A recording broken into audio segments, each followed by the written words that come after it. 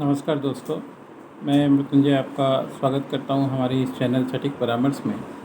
और बहुत सारे लोगों का हमारे पास क्वेश्चंस आ रहा था, क्योंकि ज्वेलरी का बहुत सारा काम हम लोग करते हैं, तो उनका डिज़ाइन जो है वो मार्केट में चोरी हो जा रहा है। और बहुत से ऐसे लोग हैं जिनका एक्सपोर्ट का भी लाइसेंस और डॉक्यूमेंटेशन हम लोग करवाते हैं, तो उनका भी कहना है कि बहुत मुश्किल से वो लोग कोई डिज़ाइन बनवाते हैं, और जैसे ही एक लॉट उनका मार्केट में आता है, फिर पता चला कि वही डिज़ाइन उनके कॉम्पिटिटर या दूसरे लोग बनवा रहे हैं और वो कुछ कर नहीं पाते हैं। तो ये एक प्रॉब्लम है जो सबके सामने ही आता है और आएगा। तो इसका सॉल्यूशन क्या हो सकता है, आज इसी के बारे में हम लोग बात करने वाले हैं कि जब भी अगर कोई आप नया डिज़ाइन बनवाते हैं ज्वेलरी में, या इस तरह को लगता है कि हाँ ये कुछ यूनिक है, आपको एसेट हो सकता है फ्यूचर में जाके, या आपके लिए बहुत ज़्यादा काम आ सकता है, तो आप इसका इंडस्ट्रियल डिज़ाइन रजिस्ट्रेशन होता है वो ज़रूर करवा लें। इंडस्ट्रियल डिज़ाइन रजिस्ट्रेशन जैसे ट्रेडमार्क होता है, वैसे ही 32 अलग अलग क्लास हैं, जिसमें मान लीजिए ज्वेलरी वगैरह भी है, गोल्ड से आइटम भी है, प्रोडक्ट डिज़ाइन भी है। तो ये एक प्रोडक्ट डिज़ाइन में आएगा।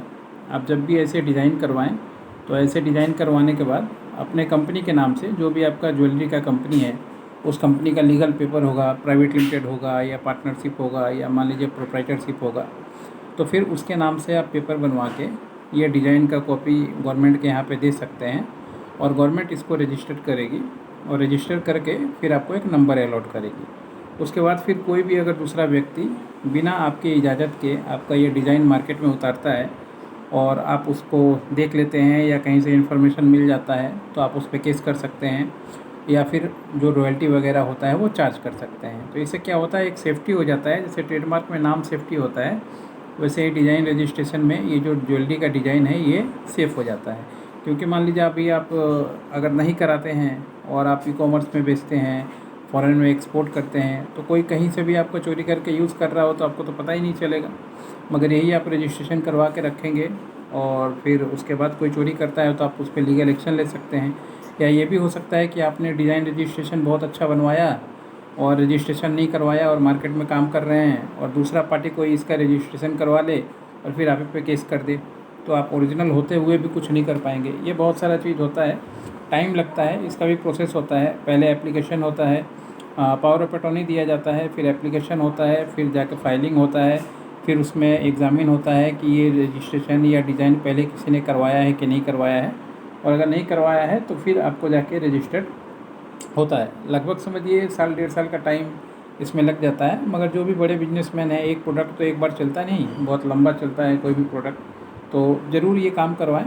और ये काम हम लोग पूरे इंडिया में करते हैं। गोल्ड ज्वेलरी से रिलेटेड जितना भी काम है, चाहे ये डिज़ाइन का रजिस्ट्रेशन करवाना हो, या अगर आपका खुद का ब्रांड हो कोई ज्वेलरी का, आजकल देख रहे हैं ब्रांडिंग का बहुत ज़्यादा चलन चल चुका है, तो ब्रांड का रजिस्ट्रेशन करवाना हो, या डिज़ाइन का कॉपीराइट करवाना हो, या सर्टिफिकेट बनवाना हो आईएसओ का या हॉलमार्क का या बीआईएस का, तो ये सारा काम हम लोग करते हैं। अगर एक्सपोर्ट में इंटरेस्टेड हैं, एक्सपोर्ट करना चाहते हैं, अपने प्रोडक्ट को विदेश भेजना चाहते हैं, तो उसके लिए जो भी लाइसेंस ज़रूरत पड़ता है, कंपनी बनाना या एक्सपोर्ट इंपोर्ट का लाइसेंस बनाना, या डीजीएफटी से रजिस्ट्रेशन करवाना, या कस्टम से करवाना, ये सारा काम हम लोग करवाते हैं और करके देते हैं, ताकि आप अपने बिज़नेस को चला पाएँ। हमारा जो नंबर है 9230222490, इस नंबर पे आप हाई लिख के व्हाट्सअप कर सकते हैं, अपना टाइम बुक कर सकते हैं।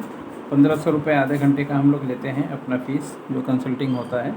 और उसके बाद आपको जो भी प्रॉब्लम आ रहा हो या इस विषय में जो भी बात करना हो इससे डीप डिटेल्स, तो वो आप बात कर सकते हैं हम लोगों से, और अपना बिजनेस स्टार्ट कर सकते हैं।